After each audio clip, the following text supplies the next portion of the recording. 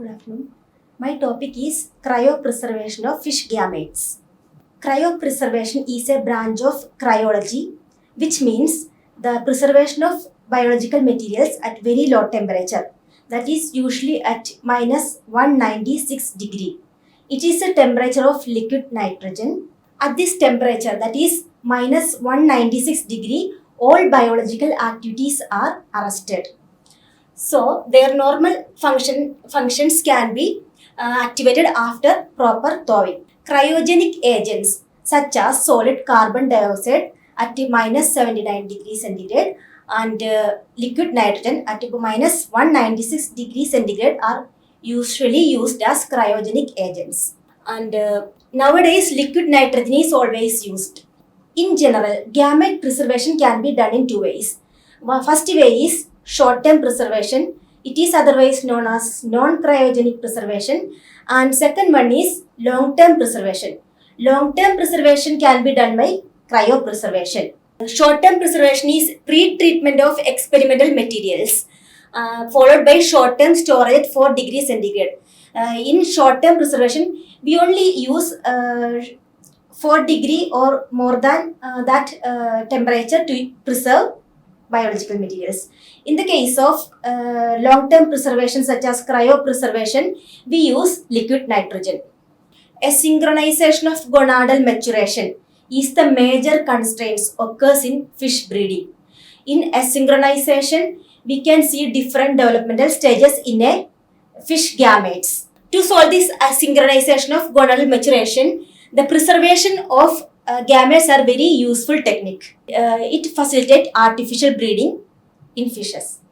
For this purpose, sperm banks have been established. Mostly sperm banks are established for cultivated groupers, salmonids, Indian major carps and for endangered species of fishes. Unlike spermatozoa, in the case of cryopreservation, we mostly preserve spermatozoa.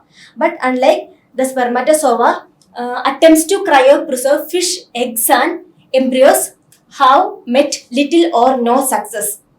There are many reasons for that. It is quite complicated when compared to fish spermatozoa. The reasons are, first one is the presence of two different egg membrane. Second one is different water permeability of each membranes. Fish ova can always contain two membranes. Sufficient degradation during cooling because of the large size of fish ova. Presence of large volume of yolk. As we know, the ova of fish contain large amount of yolk than the sperm. Now, we can go through some steps of cryopreservation of finfish and shellfish sperm. First one is preparation of diluents. Diluents is the mixture of extenders and cryoprotectants. We use extenders for the viability of sperm, and cryoprotectants are used for removing the thawing damage of sperm. And for the example of extenders are egg yolk, and cryoprotectants we use liquid nitrogen always. The second step is collection of fish spermatozoa. For this purpose, we select mature male fishes. And dilution of spermatozoa in extender are mixed with the cryoprotectant. Then we spermatozoa dilute in extender such as egg albumin, and after some time they mixed with the cryoprotectant. Equilibration. Equilibration is a time period between the mixing of spermatozoa with extender and mixing of cryoprotectant with that already prepared mixture. And next is ambulling and freezing, storing.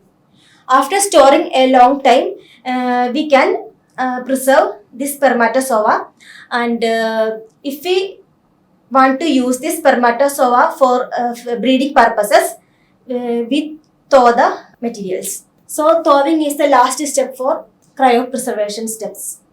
Thank you.